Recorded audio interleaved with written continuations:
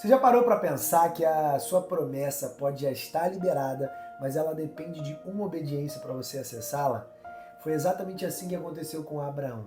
Ele não multiplicou porque ele acreditava, mas ele multiplicou a partir da obediência que ele teve. Na verdade, essa multiplicação nem foi dele. Deus gerou essa multiplicação através dele. E é sobre isso que a gente vai falar no nosso vídeo de hoje. Então seja muito bem-vindo, bem-vinda.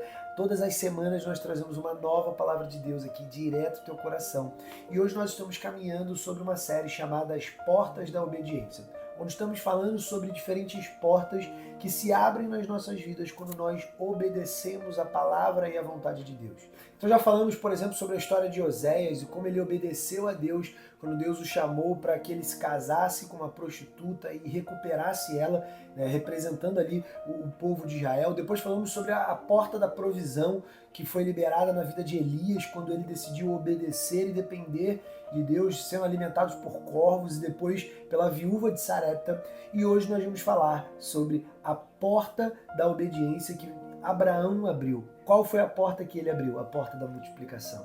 Através de uma obediência, ele abriu uma porta de multiplicação, não só sobre sua casa, sobre sua família, mas também sobre sua descendência. Inclusive nós usufruímos disso até os dias de hoje. Mas vamos entender isso na prática. Vamos lá, vamos para a Bíblia. Abra sua Bíblia, se você puder, em Gênesis capítulo 22, versículo 1. Vamos lá, vamos ler só do 1 ao 2, depois a gente pula. Ó. Versículo 1. E aconteceu depois destas coisas que Deus provou a Abraão e lhe disse: Abraão, e lhe disse: eis-me aqui.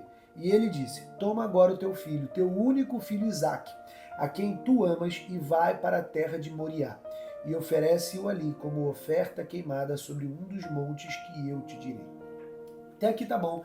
Se você conhece essa história, você sabe que essa passagem, essa palavra chegou para Abraão no momento que ele tinha tido o filho dele, Isaque. Alguns estudos dizem que o filho já tinha 12 anos, outros dizem que ele já era até adulto, mas enfim, independente da idade que Isaque tinha naquele momento, era um filho.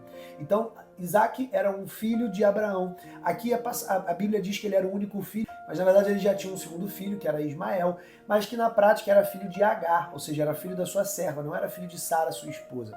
Por isso, a Bíblia se refere como o único filho, sendo Isaque. Mas Isaque era o filho mais amado, era de fato o único filho na prática entre Sara e Abraão. Ou seja, era o filho dele. E na prática, Deus chega e fala para ele: ó, Abraão, vai para uma terra que eu vou te mostrar, vai lá para o monte, vai lá para Moriá, lá eu vou te mostrar um monte, e lá eu quero que você sacrifique o seu filho. Ou seja, o que Deus estava pedindo para Abraão?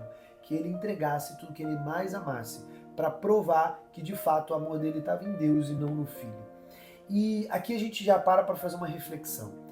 De fato, imagine, se você for pai ou mãe, eu sou pai de 3, então, cara, se eu imaginar Deus me pedindo um dos meus filhos como bênção, já dói o meu coração.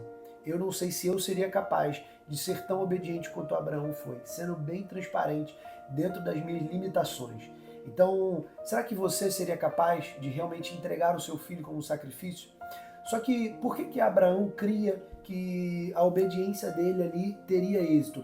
Não porque ele imaginava, comparando, por exemplo, com as outras crenças pagãs que existiam nessa época, que existiam sacrifícios de crianças e tal, literalmente, e aquilo ali ia ser bom para a espiritualidade dele. Não tinha nada a ver com isso, mas tinha a ver com Abraão ter a plena certeza de que Deus poderia receber o seu filho como sacrifício e fazer com que ele ressuscitasse. Ou seja, Deus cria, se ele proveu, eu posso devolver para ele que ele vai me dar de volta, ele não vai realmente levar o meu filho. Então, no fim das contas, Abraão tinha uma crença que Deus poderia devolver tudo aquilo que ele desse. Então, ele literalmente confiava em Deus a ponto de obedecer para qualquer coisa que Deus pedisse. E foi exatamente isso que ele fez. Ele decidiu levar o seu filho, foi com alguns servos. No meio do caminho, quando ele chegou perto ao monte, Deus mostrou o monte. E aí ele pediu para que os servos ficassem no pé do monte. Ele subiu apenas com o filho e apenas com alguns utensílios ali para ajudar no sacrifício e fez com que Isaac subisse com alguns pedaços de madeira nas costas, simbolizando inclusive o que depois aconteceu no mesmo monte, cerca de 2000 anos depois com Cristo. Mas eles subiram, e quando eles subiram, chegando lá, quando estava subindo, a Bíblia diz que Isaac chega e pergunta para o pai: pai, mas olha só, peraí, a gente está levando aqui a madeira, a gente está levando tudo assim. Cadê o sacrifício, né? Cadê o cordeiro para o sacrifício? E Abraão responde para Isaac: filho, fica tranquilo, Deus proverá para si. Então ele sobe, e quando eles sobem ali, ele vai e amarra Isaac, e quando ele está prestes a sacrificar Isaac sem entender ali muita coisa, quando ele está prestes a sacrificar Isaac, a voz do Senhor desce para Abraão e diz o seguinte, vamos para a palavra agora, ó, Abraão, agora versículo 3, Abraão não, Gênesis 22, versículo 13, ó, e Abraão levantou seus olhos, versículo 12,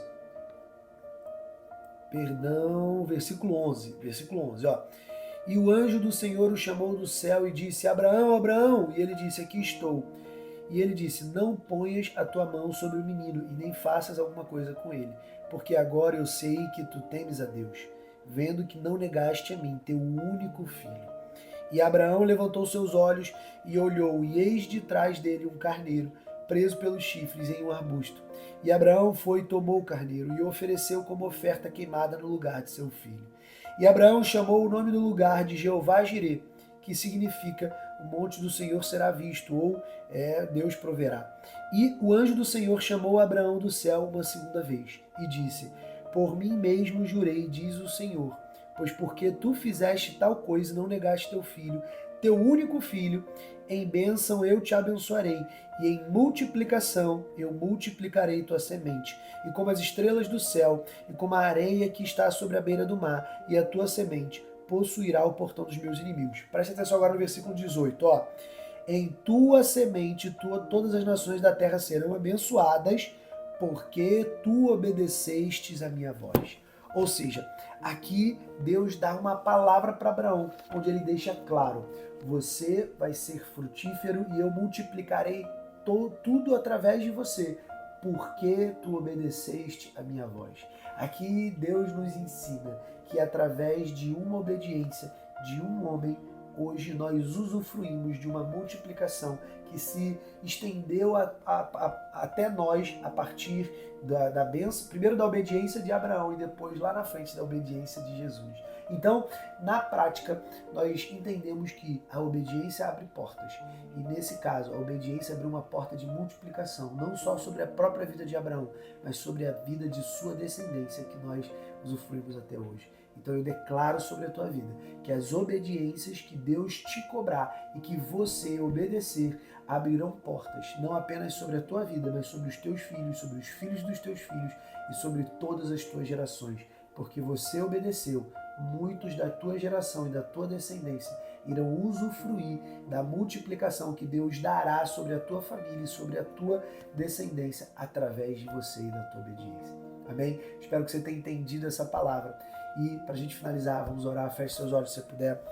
Pai, muito obrigado, Senhor, pela tua palavra. Obrigado, meu Deus, porque através da vida de Abraão, o Senhor nos ensina como nós devemos obedecer e as portas que nós abrimos quando obedecemos a tua voz, ao teu chamado e a tua palavra. Nos ensina, Pai, nos dá maturidade espiritual para sermos tão obedientes quanto Abraão foi.